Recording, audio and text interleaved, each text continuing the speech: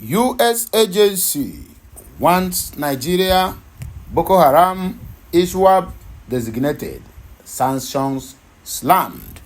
This headline is according to nigerianews.com. They will always report the news to the benefit of their paymasters. But the real news, according to La Gazette this morning, is President of the United States of America with its agency and other parastatals to sanction Nigeria, Boko Haram, ISWAP as a terrorist organization in the coming days. Go and make your verification. La Gazette, that is where the message, the original message is being posted. And I saw the headline this morning, but before I could come back, I don't know what happened. The thing disappeared. Looking for it. But anyway, that is the news of this morning. Another one here is that the P2B is facing what we call different type of attacks. In fact, in conclusion, P2B, Nigeria is going to happen to P2B. Sorry to say, Nigeria is going to happen to P2B before 2027.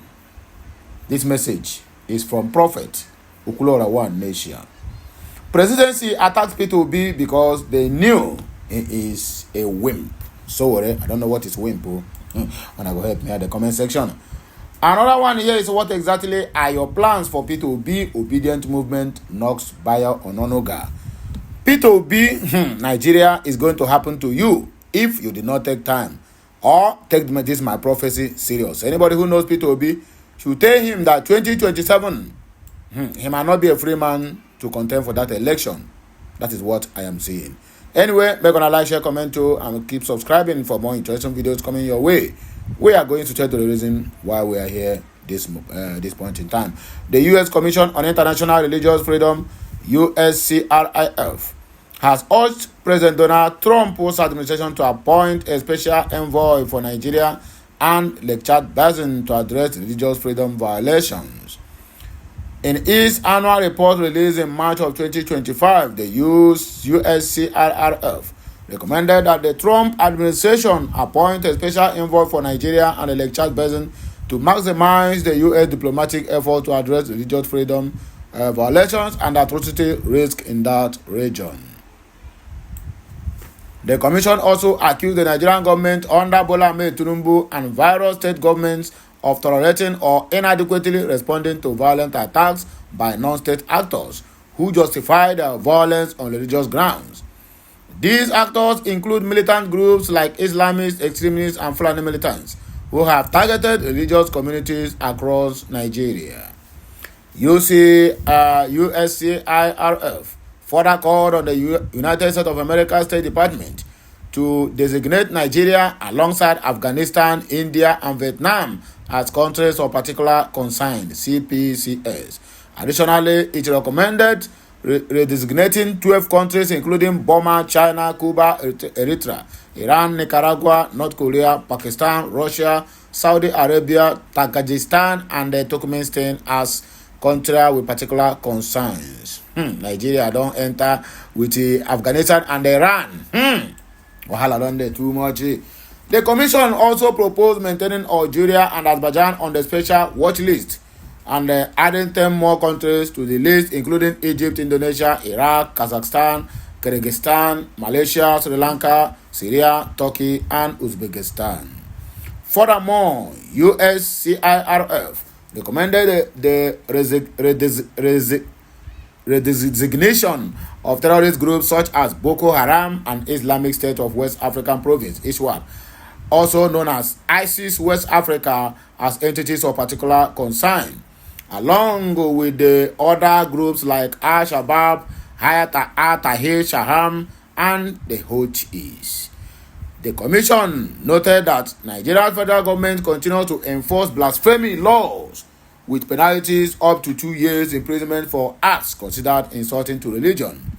Several state governments also enforce stricter blasphemy laws, leading to the imprisonment of individuals accused of insulting another religion. At least 5 prisoners remain incarcerated under blasphemy charges by the end of the year, including Mubarak Bala, Yahya Sharif Aminu, Ismaila Sani Isa, and Sheikh Abdulrajab Nasiri Kabara and Abdulaziz Inyas. The report further highlighted that both Muslim majority and Christian majority areas of Nigeria have seen heightened harassment of indigenous religious communities by state governments. For example, in July, the Anambra State government demolished an indigenous shrine after the governor and Catholic bishops called for the elimination of neo-paganism. In 2024, the situation for religious freedom in Nigeria remained poor, with the government failing to address violent actions by non-state actors such as Boko Haram and ISWAP. These groups, along with the Fulani militants and bandit groups, continue to impose violent attacks on religious communities, targeting Christians in particular. The report also outlined several incidents of religious-motivated violence, including the killing of 14 people, including a local pastor, by JAS insurgents in Yobe State in January, and the kidnapping of 160 children, mostly Christians, by Ansaru gunmen in Niger State in May of 2024. Despite these ongoing issues, USCIRF criticized the Nigerian government's response, stating that security forces often delayed action against the violence, leading to injury, death for targeted religious minority communities. Additionally, an estimated 30,000 Fulani bandits operate in the northeast, or rather northwest, often targeting Christian communities and disrupting agricultural productions. Presidency attacks Peter Obi because they knew he is a wimp. According to Omoyele Sowore, another Tinubu's boy working in disguise. Former presidential candidate of the African Action Congress, AAC, Omoyele Sowore, has slammed the presidency for attacks on Peter Obi. Nigeria News reports that the former presidential candidate of the Labour Party on Monday at the Emeka House 68th birthday democracy colloquium said Nigeria's democracy has failed. The former governor of Anambra State faulted Bola Ahmed Tinubu's state of emergencies in Rivers State and the suspension of Governor Siminalayi Fubara, his deputy, and members of the House of Assembly.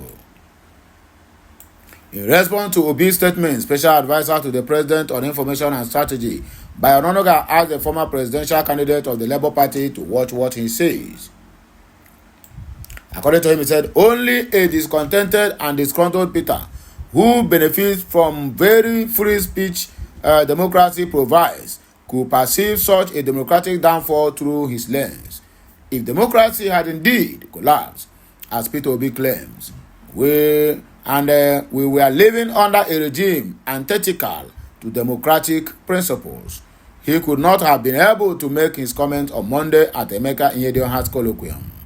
I will urge him to watch what he says and restrain himself from playing to the gallery, he said. On his ex handle, Sowore faulted Onanuga's comment on Obi. He added that the attack on the former governor of Anambra showed that democracy has collapsed under Bola Ahmed Tinubu's regime.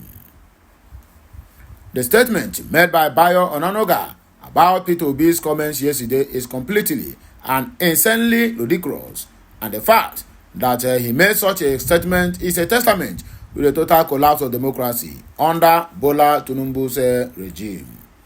I must state also that they keep saying and doing such things to Peter Obi because they know he is a wimp. Sowore said.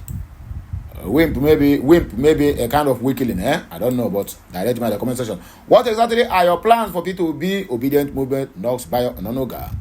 Obedient Movement has one presidential spokesman, Bayo Onanuga, against threatening the Labour Party 2023 presidential candidate Peter Obi. The group gave the warning while responding to Onanuga's statement asking Peter Obi to watch his mouth after he stated that democracy has collapsed.